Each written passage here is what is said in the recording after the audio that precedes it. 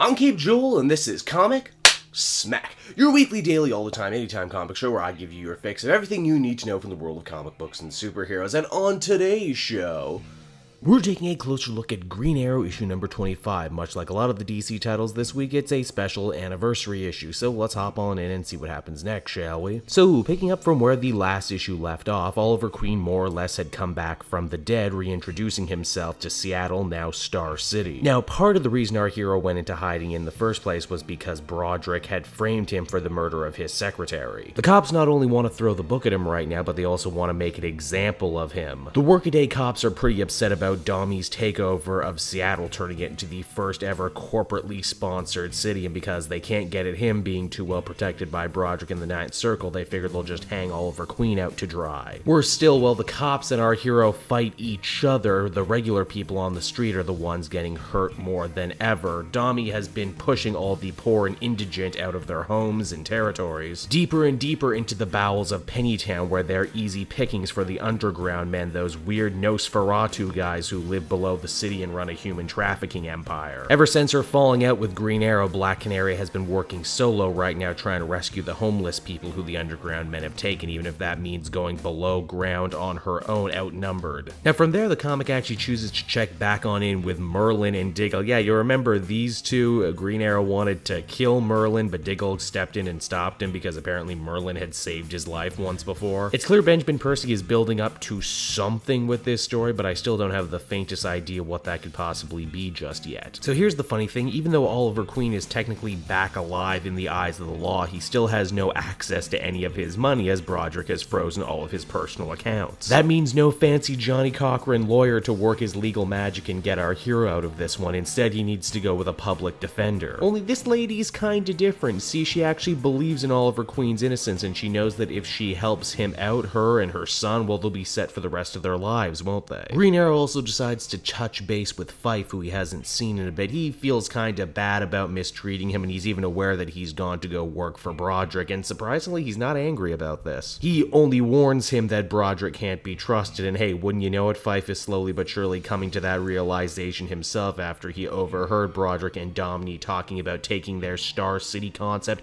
their smart, corporately backed city concept, worldwide to places like Gotham and Central City and Coast City. Green Arrow can't allow this to happen, which means he's going to have to be going on a road trip right soon. But before he goes, he wants to put stuff right at home, namely helping Black Canary defeat the Underground Men, trying to salvage their relationship, which is unfortunately a no-go, before eventually deciding to hit the road and warn all the other heroes in all the other cities about the coming of the Ninth Circle. Why he just doesn't pick up the phone and call them is beyond me, but then again, Green Arrow's relationship with the Justice League and the rest of the superhero community is a little up in the air in the DC Rebirth era, so I'll let it slide. Leaving now also means he's going to be ditching out on his trial, which is pretty much everything Broderick and the Ninth Circle wanted, as it makes him look incredibly guilty. Why, we're even treated to a couple flash forwards to the future to all the different adventures Green Arrow is going to have on this road trip. And hey, who's that guy in shadow down there in the lower right hand corner?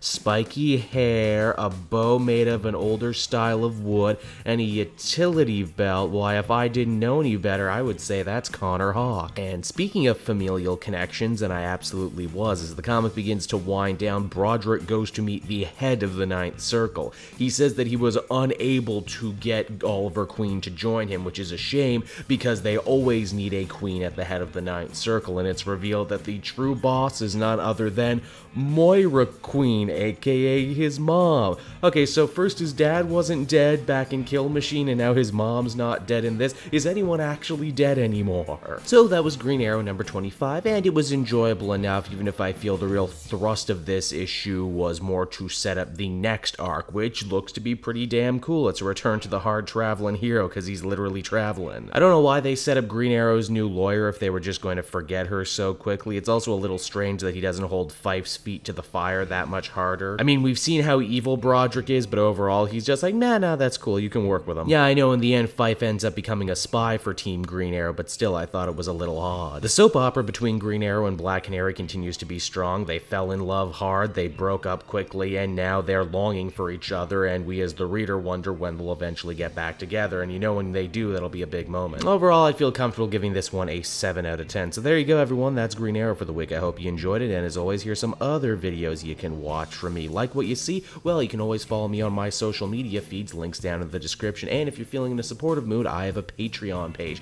Patrons get exclusive access to videos and podcasts before anyone else, and you can do so for as little as $1 a month. Until next time, this has been Cape Joel. Thank you so much for watching, and I will see you all again in another video. Bye-bye.